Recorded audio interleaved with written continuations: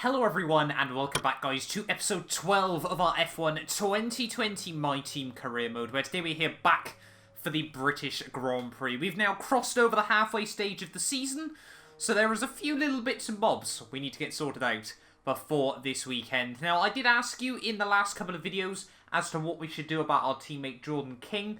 To be honest, the decision for me is quite simple. You know, he's done well enough in the first half of this season. Maybe when the season comes to an end, we might consider getting him out and getting someone in. Maybe if we can try and get a Formula 1 driver in, that might be ideal. But we're gonna renegotiate with our teammate Jordan King. So drivers are motivated by more than just money. The more you offer, the greater the chance of them agreeing to it. But be careful not to insult drivers though. If you do, they might refuse to deal with you anymore in this negotiation period. So there we go, we've got to be a bit careful with our teammate Jordan King. We've got to be sensible with him as well. Many drivers will not consider moving to a team if they do not have their required facility levels, a proven track record, or a car that they can compete in. When you approach a driver, they will give you a list of their demands and you know which you passed and which you did not. You only have time to negotiate with 3 different drivers each day. So popularity is when what teams are interested in a driver, they all be bidding against one another. The team with the highest bid when the timer runs out is the winner. If a team stops bidding for an extended period, the negotiation may end early. If you take a driver from another team, you'll have to pay a buyout on top of the salary if negotiated successfully. And if no other teams are interested in the driver, you can propose a figure to them. The more you offer, the higher the chance of success. If they turn down your offer, you can approach them again the next day if there's time, but you'll need to offer more. Be careful though, some drivers may walk out of negotiations if they think you're wasting their time. So a lot of little things there that we've got to think about on F1 2020. To be honest, I'm not really going to risk it all too much with Jordan King. I can't really see any other teams being interested in him all too much. We're going to go with the middle-of-the-road offer.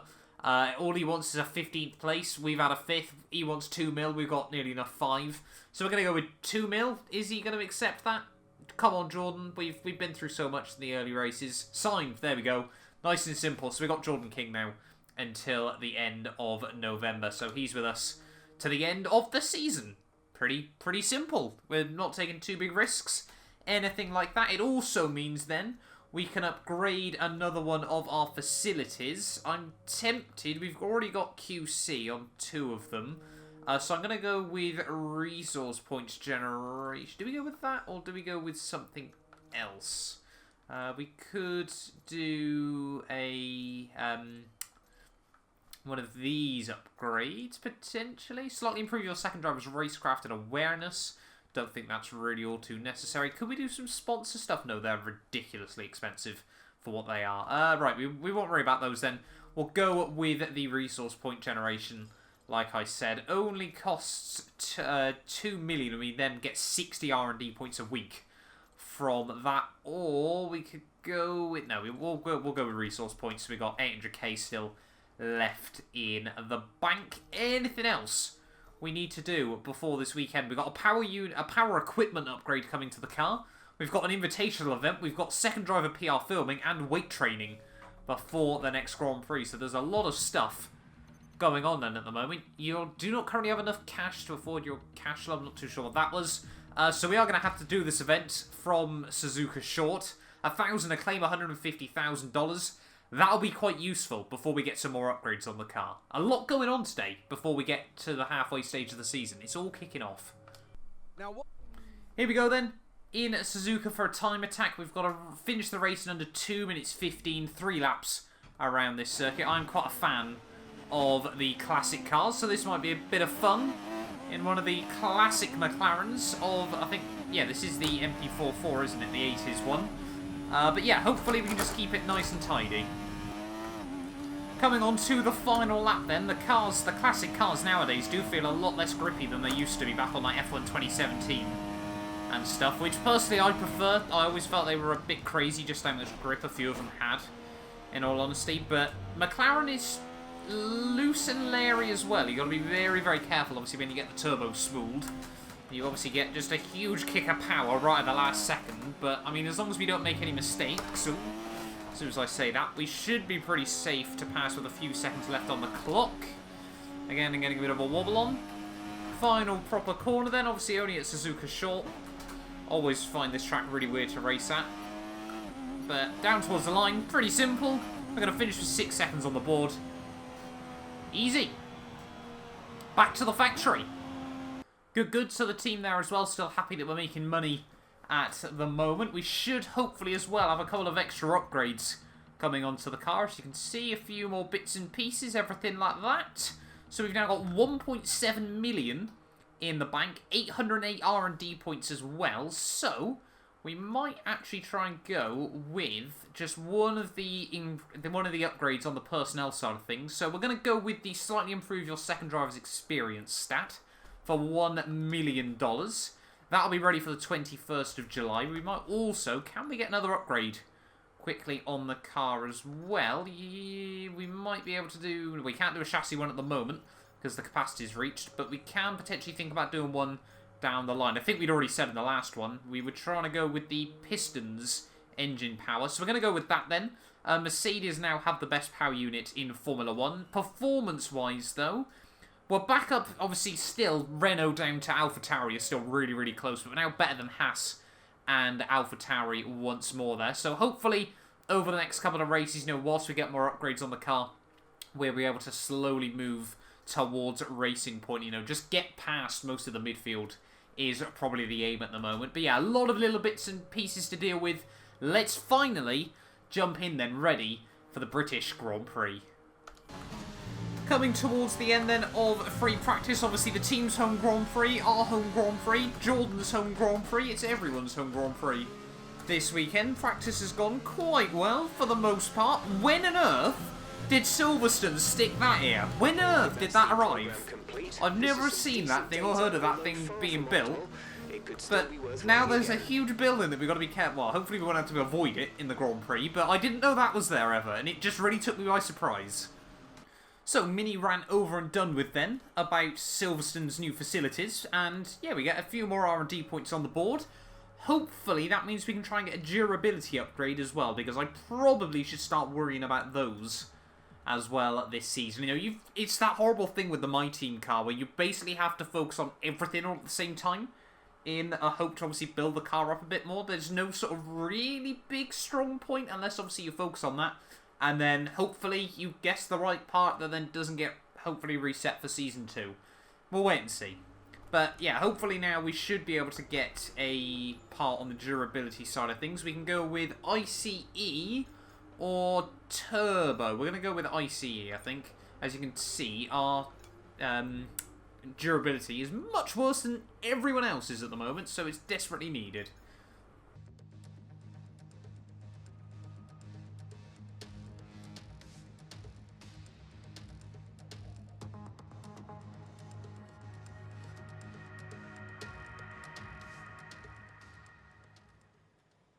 Of course, it wouldn't quite be the British Grand Prix with at least one day where the track wasn't entirely flooded.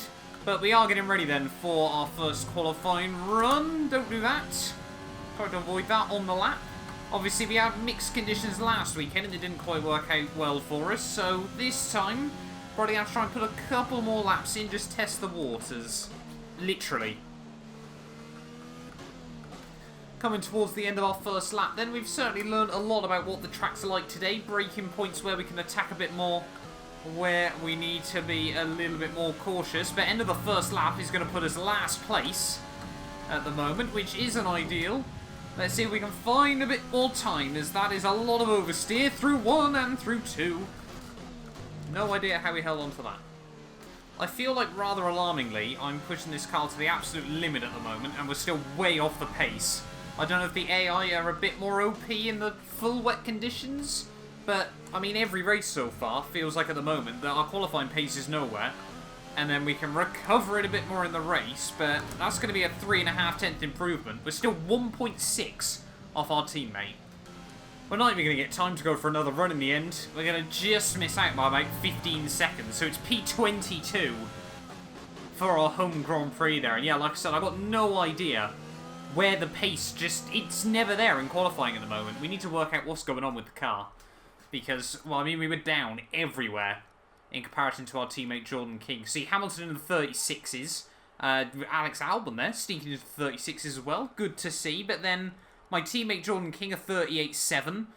We were 1.6 behind him. I think we've been beaten by him, what, in 1 or 2 Grand Prix this season? But qualifying at the moment, he just seems to be able to slap us. We were 4/10 off Latifi in the end there. Clearly, something seems to be a bit weird, I think, with the AI qualifying pace. But there's nothing really we can do about it now. We've just got to get on with it, get our head down, and focus on our home race. Starting from the back, let's hope for a bit of a recovery. Great Britain, then, one of only 2 countries to have held a Grand Prix in every single year of the Formula One World Championship. And the circuit extends that record further for today's Grand Prix. The 3.6 miles of the Silverstone circuit in Great Britain is hallowed ground to the Formula One faithful. We have 18 corners that wrap around this former World War II airbase and some good passing opportunities at the end of the DRS zones. Also here, of course, is Anthony Davidson. Why don't we discuss McLaren? What do you make of their performance so far this season? Well, the atmosphere within that team seems very positive at the moment. Everyone seems like they're in great spirits and having a lot of fun doing what they do, and that's definitely contributed to the performances we've seen.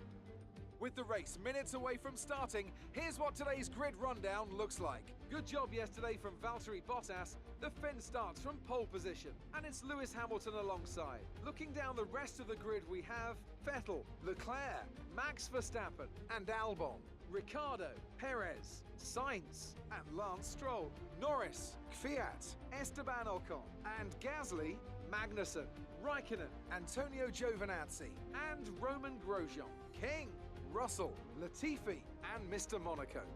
Which of these talented drivers will come out on top today? Okay, I know it's your home Grand Prix, but treat it like any other race. Don't take unnecessary risks.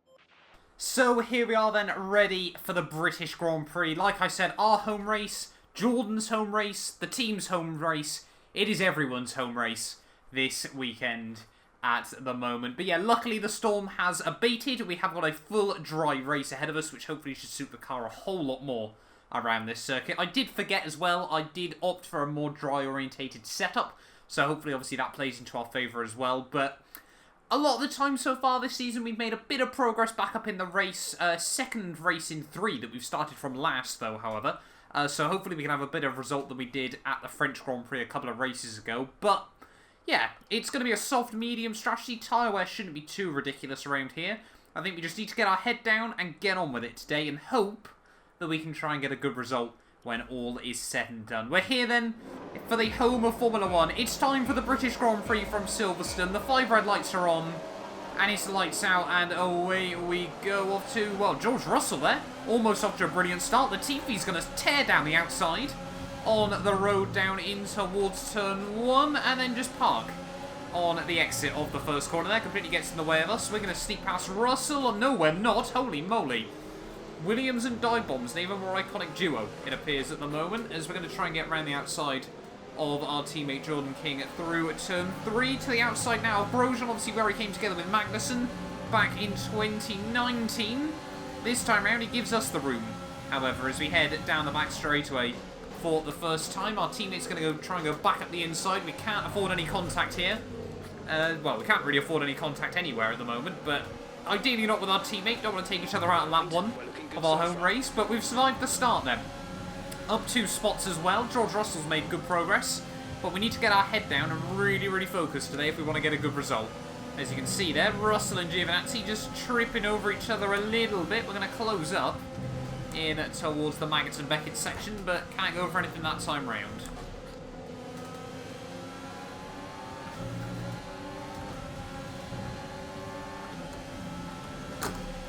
Gaining on the pair of them, however. We're almost going to make it 3 wide as we reach the end of the hangar straight, up the inside of the 2 cars, and we've done it.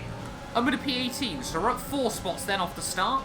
The car seems to be working a lot better in the dry. Magnussen and Giovinazzi having quite a good little ding-dong as we head on to lap 3. DRS has now been enabled as well. They're going to go side by side into 1, but Magnussen has to bail out on the outside, and hopefully we can try and capitalise on this. Full send, boy! And we've done it. Up into 17th. A little bit aggressive, but then you sort of get to that horrible stage where you go for the dive, the AI then start turning in, so you've got to let off the brake so they don't just turn in and completely spin you. Better off getting wheel-to-wheel contact. Oh, yellow flags. Oh, it's one of the Ferraris. Charles Leclerc out. Retiring from the race. And the safety car. Caution. The safety car is out. Keep an eye on the delta. We need to keep it positive to avoid a penalty. Slow down. Maintain positive delta. Jeff, mate, we get the idea. Please, let us sometimes commentate this, but Charles Leclerc out of another Grand Prix. He fell to the wayside back at Canada a few races ago, and his title lead, once again, he managed to build it back up to over a race win, and instantly that gap is probably going to fall apart. Question is, what do we do? I don't think there's any need to pit just yet. We may as well try and stick to normal strat, and now try to utilise the fact the AI are all bunched up again.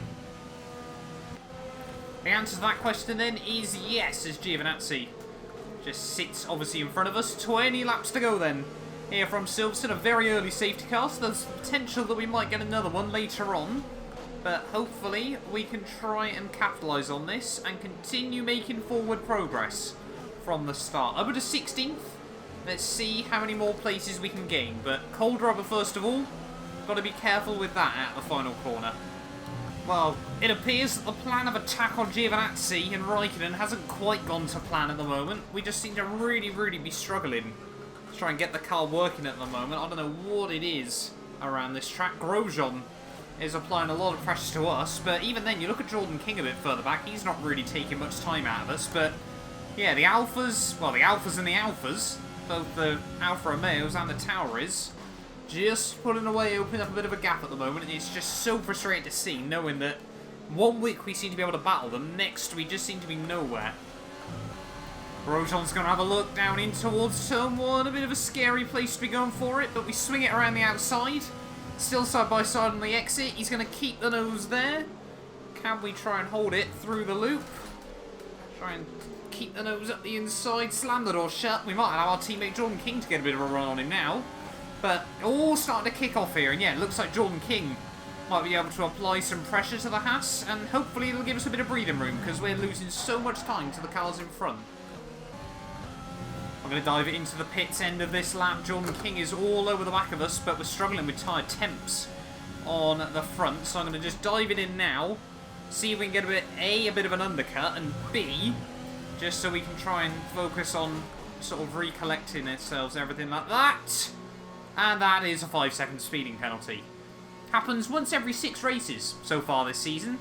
Hopefully that won't come back to haunt us, but I'll be honest, at the moment, unless we get a late race safety car, I don't think it's going to make much difference. Into the pits we come, though. Now the Amazon Web Statistics are saying, Amazon Web Services even, saying that we will be pitting in, so they've got it spot on, onto a set of mediums. But I think we're in it for the long haul now. It's going to be one of those races, just like Austria last time, where if we get a late race safety car, it might spice things up. If we don't, it's a long afternoon. In towards the final few corners then, you can see a load of the AI have opted to dive it in. Hopefully we haven't been overcut by anyone. That would be rather embarrassing, I'll be honest, but it genuinely wouldn't surprise me at the moment. At the final corner, see Grosjean's in, Russell's in. We should still be ahead of those two, and we are, but we're still a long way off Raikkonen, who's, what, 6 seconds up the road. Final few of the AI going to be diving it in then, the end of this lap. Jordan's into pit lane. Let's see if we can hold on to our position there as we take a little bit of liberties through the final few corners of the lap. We have been able to pull out a bit of an advantage over Grosjean. I don't know if he got held up or what, but I've noticed as well Raikkonen is on a set of the hards. So if we can't close up to him, then I'm going to be really disappointed. Yeah, we have held on to track position then. Still in 16th, but yeah, Raikkonen on hards. Hopefully we can close down at least some of the gap. We're still really struggling with tyre temps at the moment. Look at that, Jordan King. Going to be able to have a look up the inside in towards 1. He's going to give us a bit of a squeeze on the exit. The two teammates going side by side. But Jordan King's done it, and to be honest, I'm more than happy. If he thinks he can close up the gap to Raikkonen, I'm more than happy just to let him go. But if we can stick in the DRS, that'd be quite handy to have. But I don't know what it is today. Just still really struggling. Oh, yellow flags. Who's that for up the road? Let's wait and see. Are we going to get another safety car just like we did in Austria? It's one of the Alphas. It's Giovinazzi. This time around, that's fallen to the wayside there. In exactly the same place as Charles Leclerc did. I don't think we're getting a safety car though, rather unfortunately. That's a bit heartbreaking, I'll be honest, for us.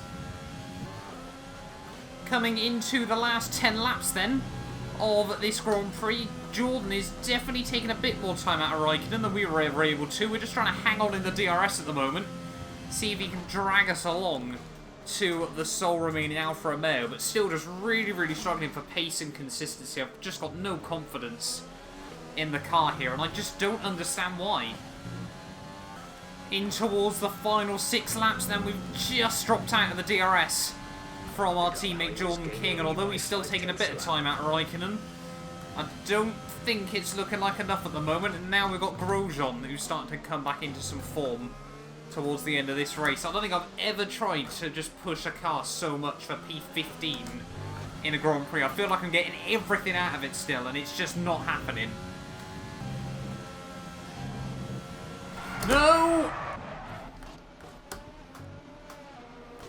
We'll go for a cheeky pirouette at 170 miles an hour, will we? Is that how today's working, is it? I think that sort of sums it up with 4 to go. Back end just completely broke loose as we misjudged old turn 1 just a little bit, and now we're down into 17th. That's the second race in a row we've dropped it by ourselves. It's not going well at the moment. We're just struggling to find a balance with the car. I don't know if it's set up or what, but with very, very little chance of a late race safety car coming to save us now. Unfortunately, it's completely exposed the car's flaws once again. On to the final lap then of this Grand Prix. It really has, unfortunately, not been the race that I wanted around at the British GP. It's Bottas that takes home the win. However, him and Hamilton have just been trading fastest laps throughout the final 4 or 5 laps of this Grand Prix. Seb, though, suddenly goes quicker. That's an all-important point for the Ferrari man there as well. But yeah, the big 3 rivals to Charles Leclerc in the championship, scoring 1, 2 and 3 there in that Grand Prix is not what any of them wanted. Sorry, not what Charles Leclerc wanted at the end of the day as well. But for us, though, it's just been another tough weekend. Unfortunately, it just seems to be, unless we get a good safety car, the, 2, 3 Grand Prix where we haven't had one at the right time, just the races haven't gone our way. And it really does expose, actually, just how far we've still got to go to try and get this car to where I want it in this series. But down in towards the final couple of corners, though, it's only going to be P17 in our home Grand Prix. Through the final turn, we've made it to the end, however, and it was fun to race in front of our adoring home crowd.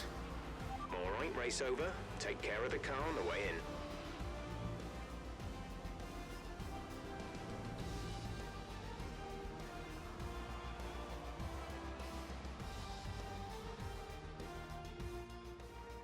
Well, they've done a brilliant job, I must say, under some intense pressure to take a well-earned victory here at the British Grand Prix.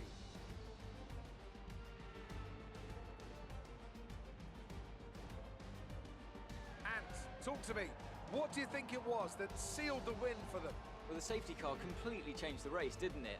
It's hard to say exactly what would have happened without it, but there's no question that they came out of that situation in a good position. So after a magnificent race, we can now see the drivers making their way to the podium. Once again, it's the Silver Arrows who take top spot, a well-earned victory for Mercedes.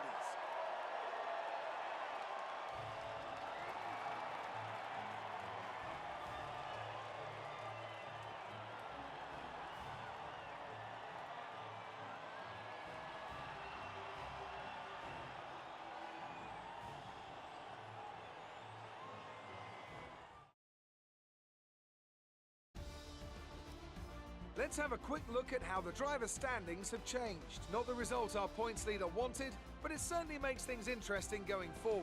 So, Anthony Davidson, who would you rank as your driver of the day? That's got to be the Flying Finn.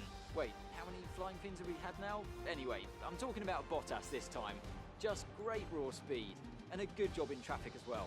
Let's move on to the constructors. The current championship leaders still hold top spot, but that gap is getting smaller. Meanwhile, Renault move up the table with another strong performance this weekend. And with that, we wrap up another weekend of motorsport. But with more races lined up, be sure to join us when we come back with more Formula One. So there we are then, the end of the British Grand Prix. It is Bottas and Hamilton making it another Mercedes 1-2 at the end of the day there. Crofty gave driver of the day to Jordan King.